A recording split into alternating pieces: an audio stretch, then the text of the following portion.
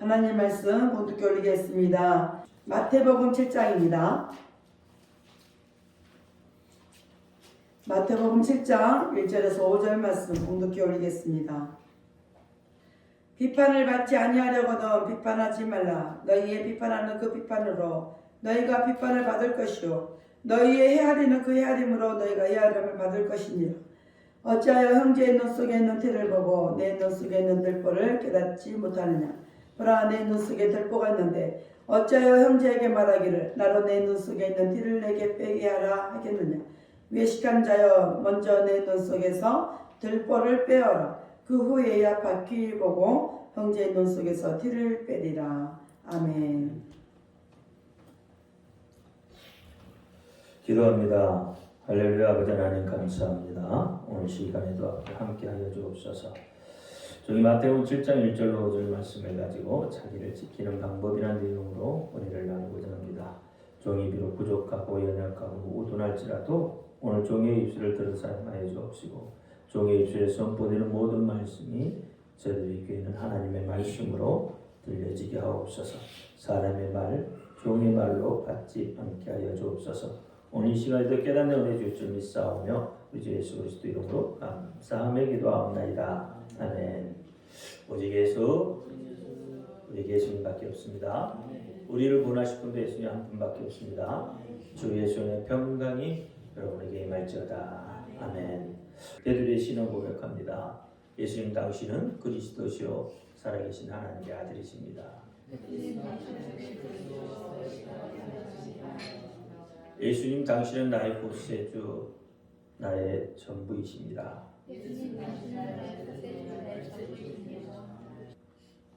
아멘. 오늘 제목이 자기를 지키는 방법입니다. 자기를 지키는 방법. 이 악하고 험난한 시대로부터 우리 자신을 지킬 수 있는 방법이 있다면 어떤 방법이 있겠습니까? 여러 가지 방법이 있겠죠. 어떤 사람은 재물이 많으면 된다고 할 수도 있고요. 또 어떤 사람은 권력을 가지면 된다고 할 것이고, 또 어떤 사람은 선하고 착하면 된다고 할 것입니다. 과연 이런 방법으로 우리 자신을 지킬 수가 있겠습니까? 이런 이 세상적 방법은 사실 어떤 모양으로든지 서로 엮여있게 마련입니다. 그래서 세상적인 방법으로는 자신을 지킬 수가 없습니다. 그러면 성경은 뭐라고 말할까요? 사도 바울은 뭐라고 이야기합니까? 사도 바울처럼 예수님만 생각하고 예수님만 자랑하고 예수님만 전하면 되겠죠. 그러면 우리도 역시 그렇게 해야 되겠습니다. 우리도 예수님만 믿고 예수님만 생각하고 예수님만 의지하고 예수님만 사랑하고 예수님만 자랑하고 예수님만 꿈꾸면 되겠죠. 근데 이게 현실적으로 그렇게 쉬운 일은 아니에요. 그러면 예수님은 무엇라고 말씀을 하고 계십니까? 오늘 본문은 우리 그리스도인들이 자기를 보호할 수 있는 방법에 대해서 쓰여 있는 거죠. 너 스스로를 보호하라고 말씀을 하고 있습니다. 세상으로부터 무방비 상태로 있어서 당하지 말라고 하십니다. 먹을 것을 주었으면 그것을 잘 먹고 또 남은 것은 잘 관리할 수 있는 거죠. 요한복음 6장 12절과 13절 말씀에 보면 그들이 배부른 후에 예수께서 제자들에게 이르시되 남은 조각은 거두고 버리는 것이 없게 하라 하심으로 이에 거두니 보리떡 5개로 먹고 남은 조각이 12바구니에 찼더라라고 합니다. 여러분, 이 요한복음 6장 12절과 13절에 여러분은 어디에 기도를 두고 있어요? 요한복음 6장 12절 13절을 여러분 참고하면서 무엇이 어떤 것이 눈에 들어오죠? 우리는 보통 이야기하면 물고기 2마리와 보리떡 5개로 5,000명을 먹고도 남았다는데 초점을 두잖아요. 하나님의 이적은 그렇게 역사를 하신다고 여러분 그렇게 하죠. 근데 예수님이 바라보는 것은 5,000명이 먹고 남은 것에 초점이 두잖아요. 무엇에 초점이냐면 바로 부스러기에 초점이 있는 거예요. 부스러기도 함부로 버리지 못하도록 한다 이 말입니다.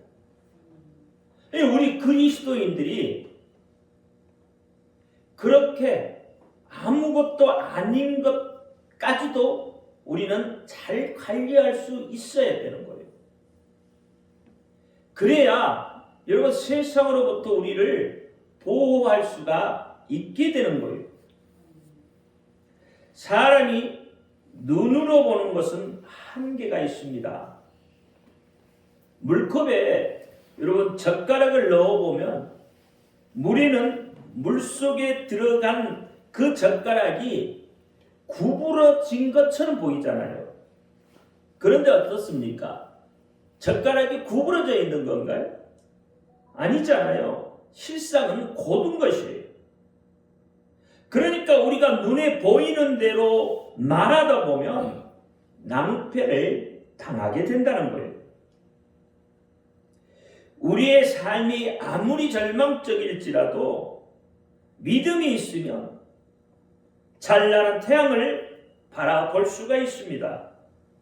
어제도 오늘도 내일도 우리와 함께 하시며 도와주시는 예수 그리스도 앞에 다시 소망을 가지고 기도하며 나갈 수 있는 것, 이것이 믿음입니다.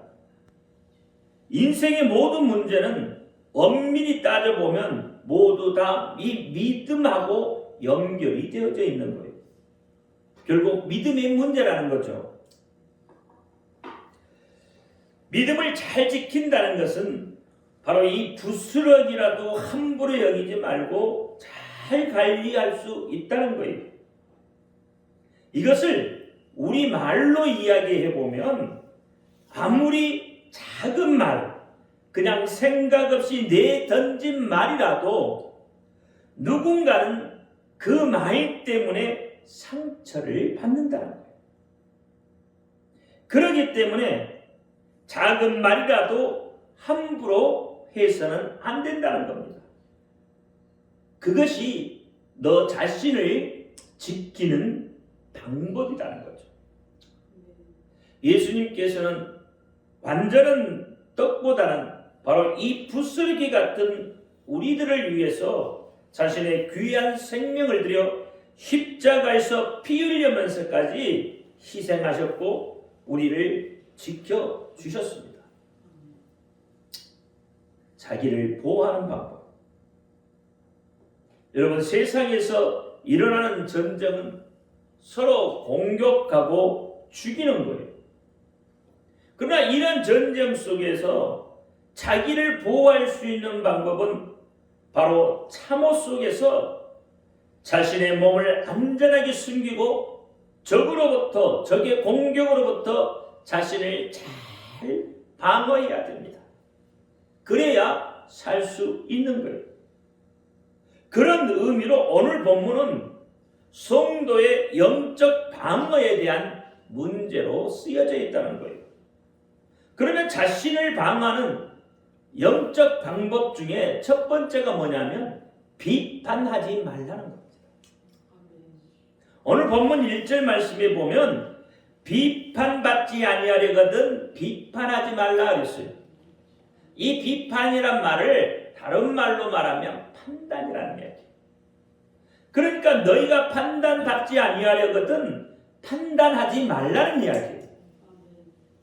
이 말씀의 의미는 하나님께, 다시 말하면 예수님께 심판받지 않으려거든 너도 남을 심판하지 말라는 말입니다.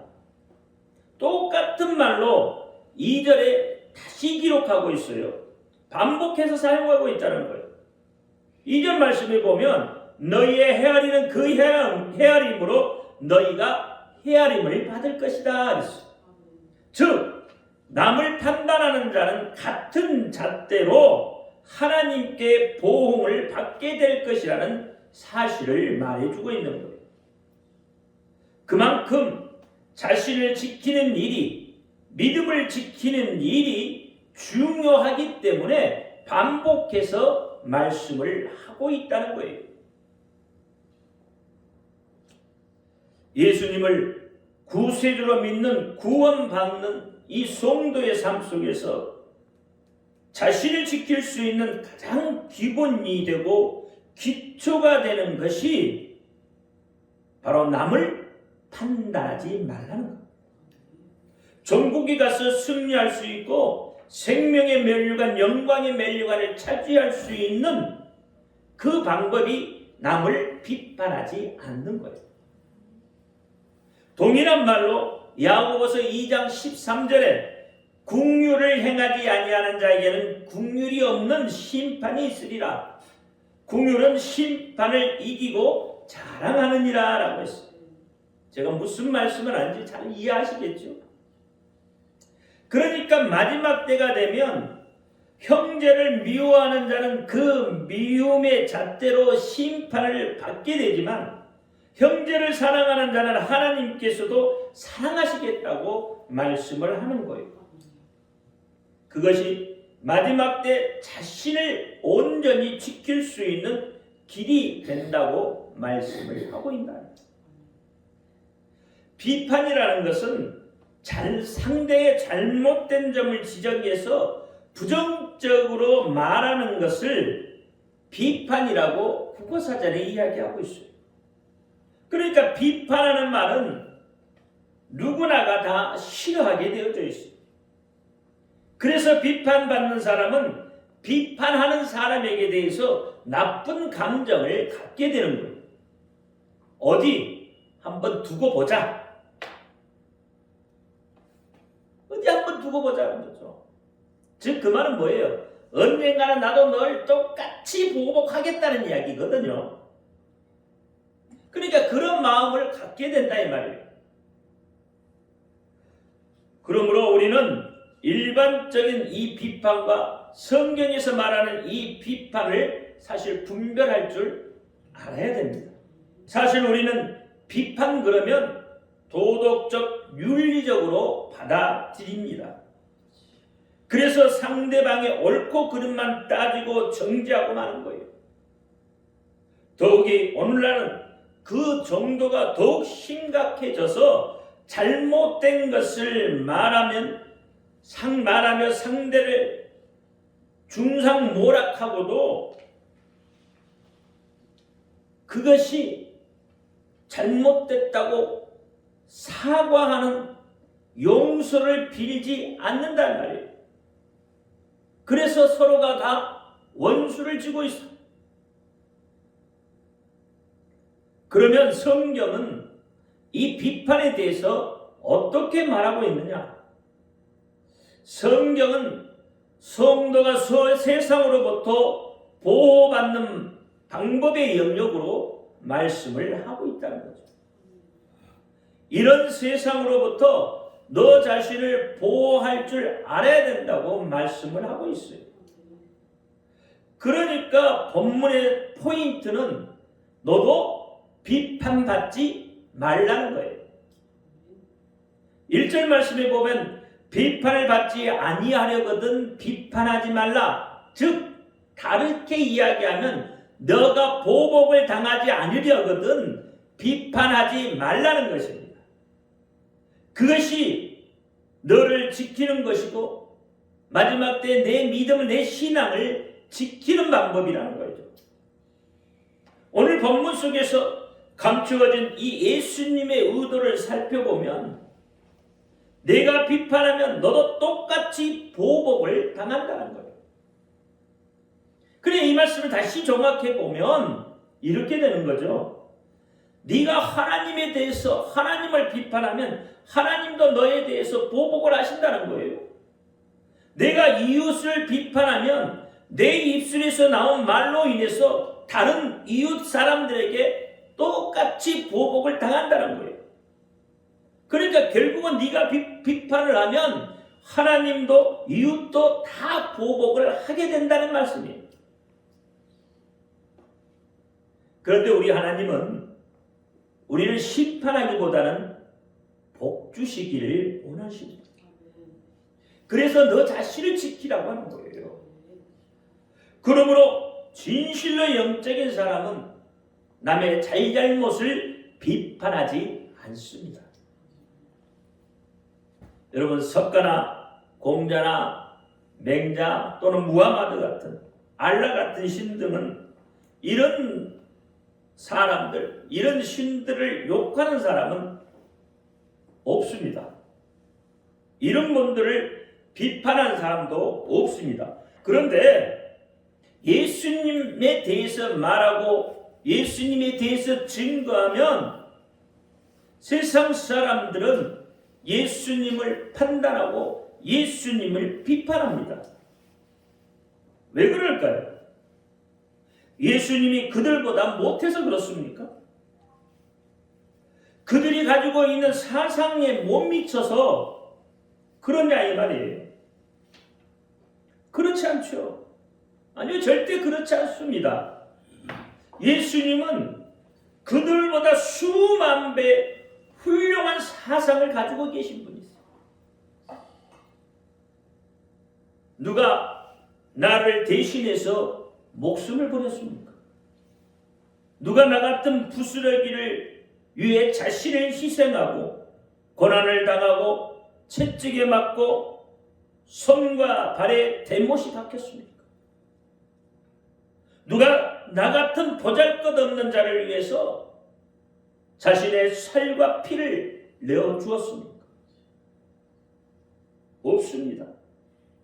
아무도 없습니다. 오직 예수님 뿐입니다.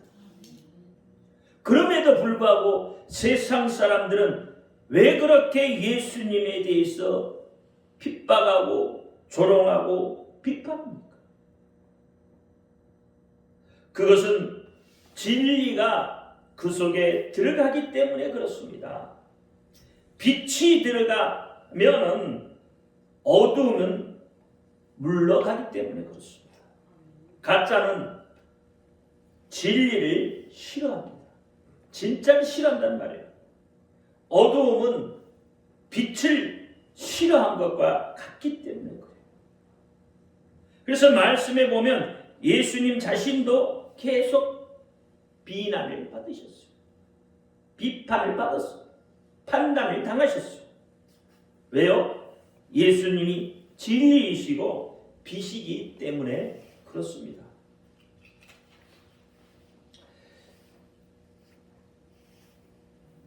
그러니 예수님 이야기만 나오면 잡아 죽이려 하죠. 진리가 그 어둠 속으로 들어가서 그 어둠이 견디지 못하도록 하기 때문에 그렇다 이 말이에요. 그래서 요한복음 8장 6절에 그들이 이렇게 말하면 고발할 조건을 얻고자 하여 예수를 시험함이라. 예수께서 몸을 굽히사 손가락으로 땅에 쓰시니 너희 중에 죄 없는 자가 먼저 돌로 치라 하시고 그랬어요. 그랬더니 양심의 가책을 느껴서 어른으로 시작하여 젊은이까지 하나씩 나아가고 있어요. 왜? 그들 마음속에 죄라는 어둠이 있었잖아요. 그런데 진리의 말씀이 그 속에 들어가니까 양심에 뭐래요? 가책을 느껴요. 정말 그들의 마음은 돌로 쳐 죽이고 싶은데 양심의 가책을 느껴서 어떻게 해요? 돌아갔다는 거잖아요. 그러니 예수님을 이들이 싫어할 수밖에 없는 거예요. 자신들의 마음대로 할 수 없잖아요. 그러니까 이 진리가 양심의 가책을 느끼게 하기 때문에 싫어요. 불편하단 말이에요. 자기 마음대로 할 수 없기 때문에. 사도행전 2장 37절 38절에 보니까 그들이 이 말을 듣고 마음에 찔려 베드로와 다른 사도들에게 물어 이르되 형제들아 우리가 어찌할꼬 하거늘 베드로가 이르되 너희가 회개하여 각각 예수 그리스도의 이름으로 세례를 받고 죄 사함을 받으라 그리하면 성령의 선물을 받으리니 그랬어요. 이 말씀에도 보니까 뭐예요? 마음에 찔려 어찌할꼬, 다시 말하면 회개하라고 하니 그들이 기뻐하지 않는다 이 말이에요. 회개하라고 하니까 어떻게 해요? 비판한다 이 말이에요. 예수님은 남을 비판하지 않으셨습니다. 자기에 대해 변명도 하지 않았어요. 심지어는 십자가에 못 박힐 때도 그들의 조롱을 받으실 때도 오히려 저들의 죄를 용서하기를 하나님께 기도하셨던 분이세요. 만약에 예수님이 우리처럼 상대에 대해서 비판하셨다면 아마 인류 구원은 이루어지지 않았을 겁니다. 예수님은 덜 깎이는 어린 양처럼 그렇게 아무런 말씀도 저항도 하지 않으신 분이세요. 그래서 이사야 57장 7절에 그가 곤용을 당하여 괴로울 때도 그 입을 열지 아니하였으며 마치 도수장으로 끌려가는 어린 양과 덜 깎는 자 앞에 잠잠한 양같이 그 입을 열지 아니하였도다 했어요. 입을 열지 아니한 것이 내 영혼을 지키고 내 자신을 지키는 길이라고 함구를 하시는 거예요. 즉 육은 육으로 갚지 말라는 것이죠. 그리고 너 자신을 지키는 방법이라고 말을 합니다. 두 번째는 내 속의 들보를 보라는 겁니다. 내 속의 들보. 3절 말씀을 보니까 어찌하여 형제의 눈 속에 있는 티는 보고 내 속에 있는 들보는 깨닫지 못하느냐라고 해요. 여러분 이 말의 의미가 뭐예요? 남을 정죄하거나 심판하는데 온 관심이 집중돼서 자신을 정확하게 관조해보지 못하는 그런 잘못에 빠진다. 오히려 자기 판단과 심판에 엄정할 것을 말씀을 하고 있는 거예요. 다시 말하면 자신을 돌아보라는 거예요. 사랑하는 성도 여러분, 거울을 한번 보시기 바랍니다. 거울을 보면 누가 보이나요? 거울을 보면 다른 사람이 보이나요? 거울을 본 사람이 보일 거 아니에요. 그렇죠? 거울은 남을 보지 않고 자신을 보는 거예요. 여러분 성막에도 성소에 들어가려면 꼭 거쳐야 하는 곳이 있어요. 그것이 뭐냐면 번제단을 지나 물두멍이라는 거예요. 그래 이 물두멍은 무엇으로 만들어졌냐면 여자들의 손거울로 만들어졌어요. 거울로 만들어졌다 이 말이에요. 그러니까 성소 입구에 왜 여인들의 거울로 만든 물두멍을 놓아두었겠냐? 성소에 들어가기 전에 반드시 자신을 그곳에 비추고 씻고 살피라는 의미예요. 하나님이 모세를 통해서 주신 여러분 율법의 목적은 무엇이에요? 사실 율법의 목적은 자신을 살펴보라는 거거든요. 그런데 우리는 이 율법을 자신을 살피는 것이 아니라 남을 보는 법으로 변질시켜버렸어요. 그래서 율법은 남을 보는 법이 되어버렸어요. 하나님은 이제 진리의 법인 예수 그리스도를 통해서 우리에게 새로운 법, 우리가 살 수 있는 법인 복음을 주셨습니다. 이 복음이 바로 나를 살펴보는 법이에요. 우리 그런 이야기 하잖아요. 누가 꼴 보기 싫어서 교회에 나오지 않는다는 사람들, 또는 누구에게 시험이 들어서, 교회에 시험이 들어서 교회에 나가지 싫다는 사람들, 뭐 시간이 없어서 못 나가는, 뭐 등등 여러 가지 갖가지 이유를 들어서 교회에 호의적이지 않고 교회에 대해서 비판하고 정죄하는 사람들은 한번 자신을 되돌아보기 바랍니다. 교회가, 예수님이 자신들에게 어떤 유해를 가했는가 자신들에게 한번 물어보시기 바랍니다. 공산주의는 말을 가지고 남을 심판하죠. 민주주의는 말을 가지고 의회로 불러들여 공론화시킵니다. 이 세상적인 방법은 똑똑하면 성공한다고 가르칩니다. 성공하려면 적당히 남을 속이고 이용할 줄도 알아야 한다고 가르쳐요. 더 높은 자리, 더 성공을 하기를 원하면 거짓말도 좀 잘해야 된다는 거예요. 그리고 이 약하고 어리석은 자들을 짓밟고 나서도 올라가야 한다고 세상은 가르쳐요. 그런데 예수님의 방법은 이 세상의 방법과 달라요. 예수님의 방법은 입을 다물라고 합니다. 오히려 원수를 사랑하고 용서하라고 말씀해요. 예수님의 말씀대로 행하지 못하고 순종하지 못한 우리의 모습을 보고 돌이키고 그것이 너를 지키는 방법이라고 말씀을 하고 있어요. 돌이켜. 그래서 마태복음 5장 43절로 48절 말씀이 그렇게 기록합니다. 여러분, 안식일을 범하면 반드시 죽이라고 했습니다. 출애굽기 31장 15절에 엿새 동안 일할 것이나 제7일은 안식일이니 여호와께 거룩한 것이라 무릇 안식일에 일하는 자는 반드시 죽일 것이라 했어요. 구약 시대에는 0.1%도 이 말씀에 외해는 없습니다. 누구라도 이 하나님의 말씀을 지켜야 했다 이 말이에요. 왜냐하면 이것이 하나님의 명령이기 때문에 그렇습니다.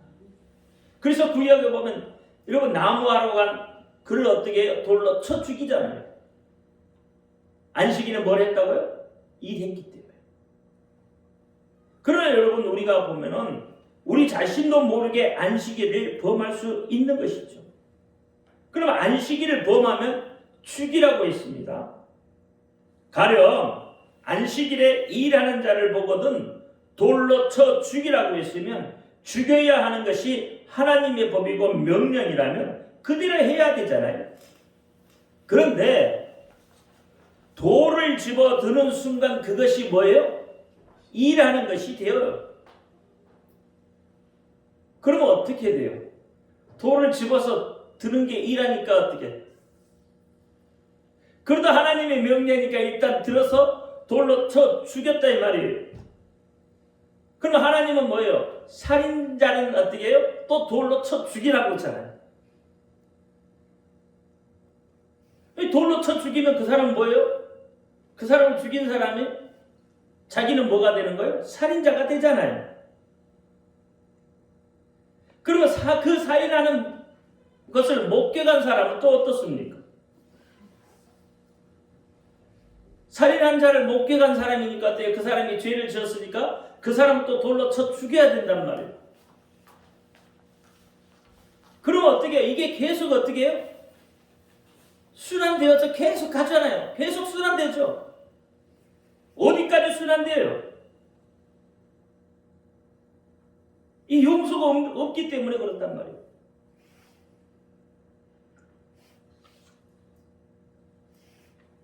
그래서 여러분 율법에 자신을 비추면 우리는 다 죽을 자일 뿐인 거예요. 그래서 율법은 용서가 없고 정죄뿐이라 이 말이에요. 죄 있는 자신의 모습을 볼 수밖에 없습니다. 그래서 살리는 법, 복음을 주셨어요. 거울을 보듯 더러운 자신까지 들여다보는 것이에요. 보지 말라는 남의 잘못을 보지 않기를 바랍니다. 혹 보여졌다면 비판하거나 정죄하지 말고 그 상대방을 위해 기도해 주시기 바랍니다.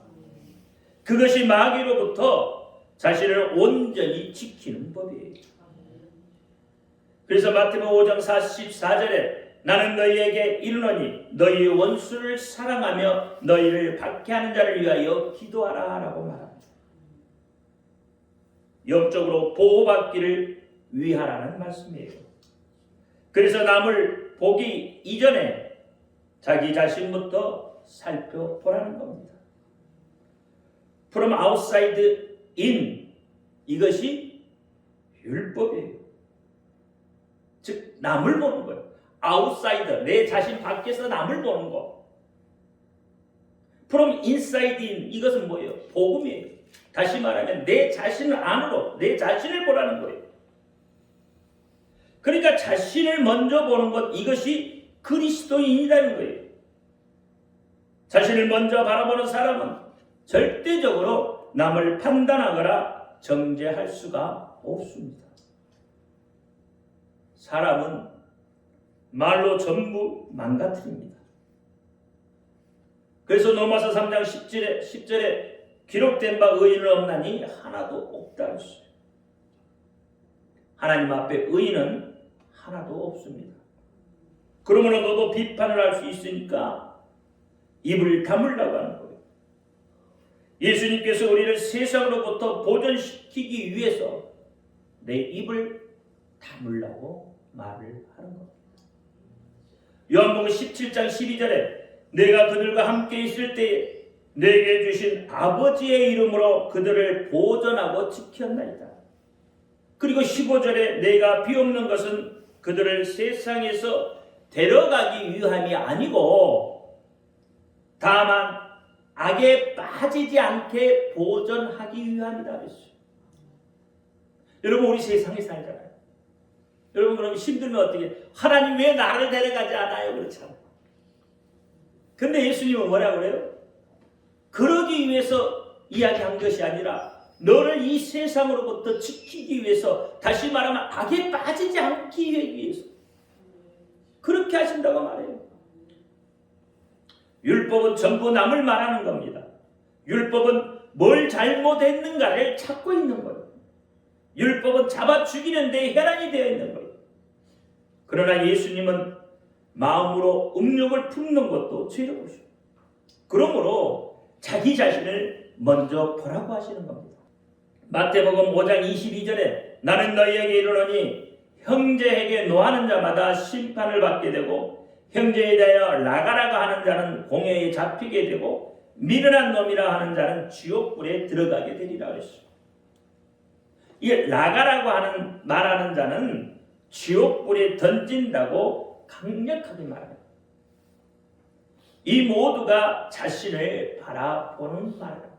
바라보라는 말입니다. 여러분 나가라는 게 밖으로 나가라는 이야기가 아니에요. 글자가 달라요. 멍청한 놈, 부족한 놈 이런 이야기다 이 말이에요. 전부 내 마음에 있습니다. 복음을 아는 자는 자기 자신을 살피고 죄를 보고 애통하는 겁니다. 그래서 마태복음 5장 4절에 애통하는 자는 복이 있나니라고 말씀합니다. 수만 명의 사람이 나를 위하여 피 흘려 주었어도 그것은 나의 죄를 용서할 수 없습니다.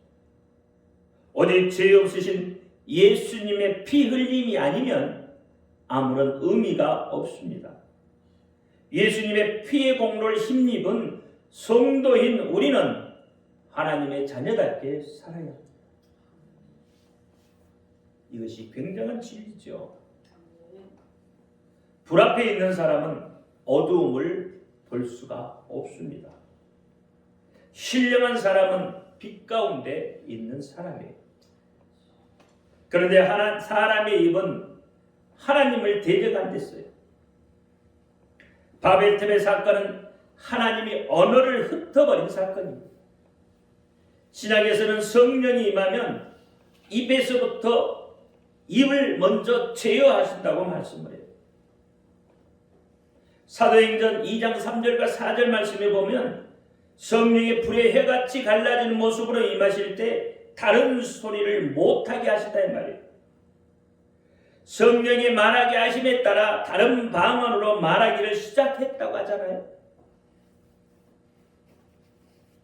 이 성령이 다른 말을 못하게 하셨다 이 말이에요. 우리의 입술부터 성령이 제어하시고 계시다. 왜? 우리 입술은 잘못하면 뭐예요? 남을 비판하고 판단하는 데 사용되기 때문에.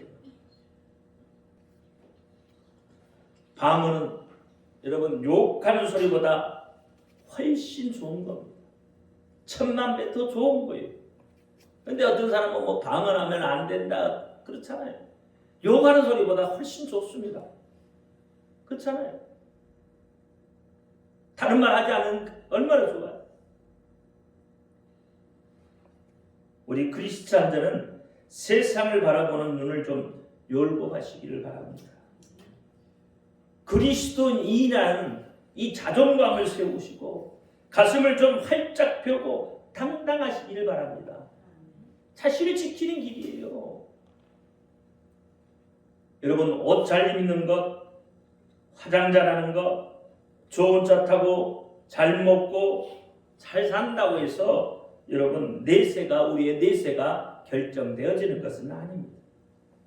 우리의 내세의 결정은 예수님 뿐입니다. 영원 세계를 바라볼 수 있어야 하는 거예요. 여러분 축복을 받아봐야 그 깊이를 알죠. 자기를 보지 못하면 다 남을 보게 되는 겁니다. 그렇게 되면 자기 자신을, 자기의 신앙을, 자기의 믿음을 지킬 수 없게 됩니다. 그러면 하나님의 심판에서 자유로울 수가 없게 되는 거예요. 나를 죽이고 이렇게 죽이고 저렇게 죽이고 사도 바울처럼 그런 결단이 우리 속에 와야 되지 않겠습니까? 예수님만 믿어라. 이것이 성경에서 말하는 것. 여러분 술, 담배 한다고 해서 지옥 가는 것은 아니에요. 술, 담배를 하면 육체에 해가 있어요. 그러다 보면 그게 어떻게 좀 깊어지고 많아지면 결국은 하나님으로부터 멀어지게 되는 거예요. 그래서 술, 담배를 하지 말라고 하는 거죠. 중요한 것은 예수님을 믿어야 구원받는다는 거예요. 복음의 삶을 살아야 한다는 거예요. 여러분 내 말하는 말로 심판을 받습니다. 다시 한번 말씀드리면 율법은 남의 티를 보는 것이고 복음은 자기의 들보를 보는 것입니다. 남을 비판하지 말라는 이 말씀을 비판의 포인트를 두면 성경은 윤리 도덕이 되고 마는 거예요. 예수님은 내가 보복당하지 말아야 한다고 말합니다. 보복당하지 않으려면 내 입을 제어할 수 있어야 된다고 말씀하는 거예요. 이제 우리는 나는 복음의 사람이 될 것인가 아니면 율법의 사람이 될 것인가 결단할 때입니다. 원수를 향해서 기도해 주십시오.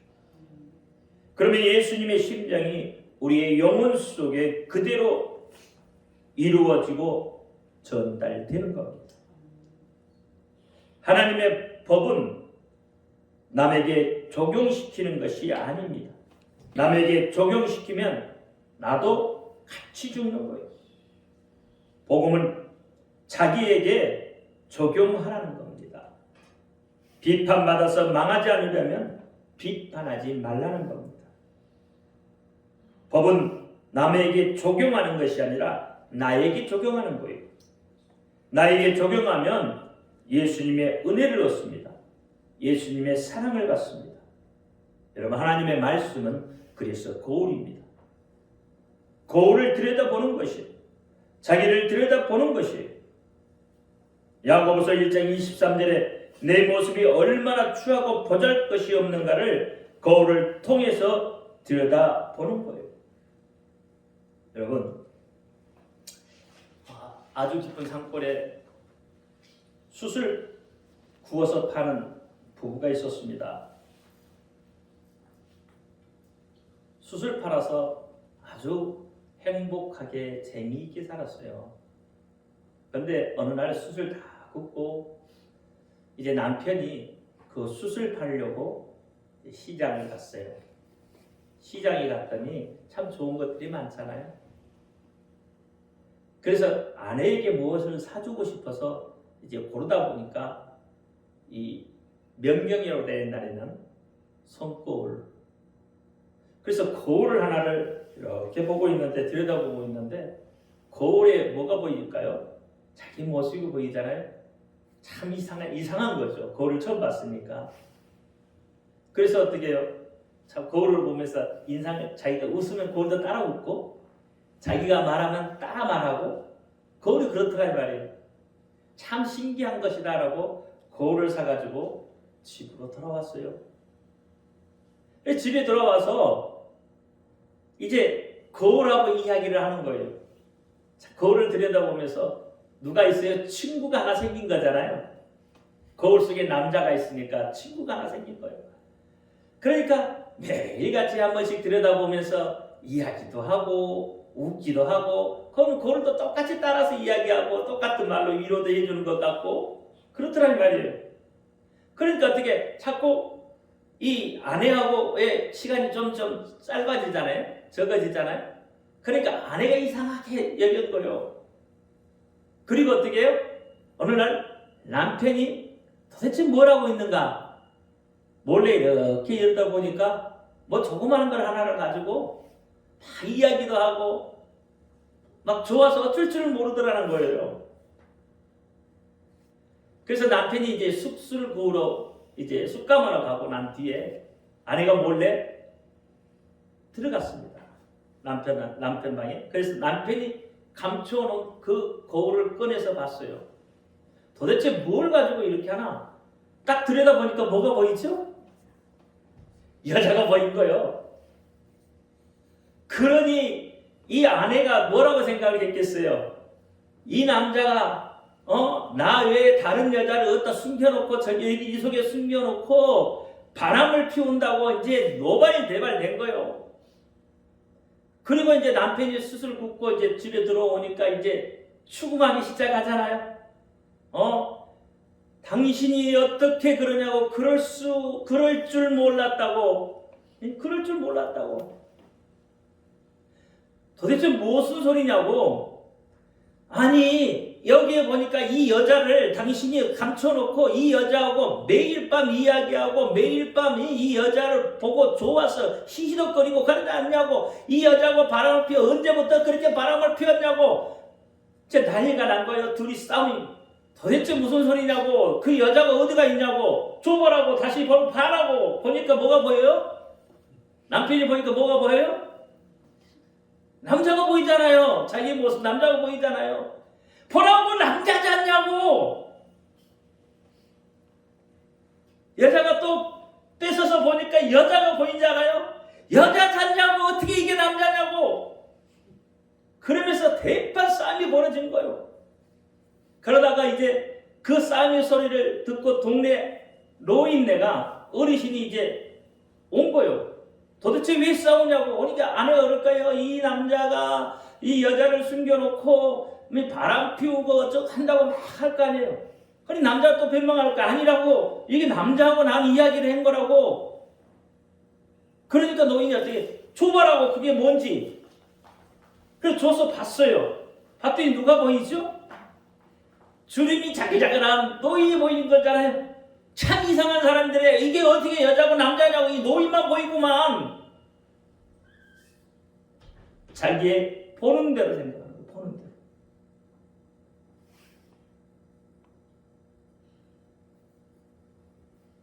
일을 먼저 봐야 된다는 거예요.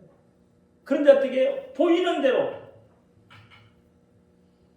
여러분 이 예화 속에서 무엇을 지금 우리에게 이야기하고 있는가를 여러분 좀 깨닫기를 바랍니다.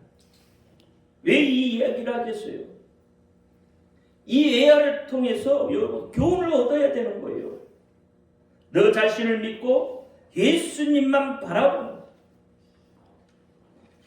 저와 여러분이 되시기를 예수 이름으로 축원합니다. 기도합니다.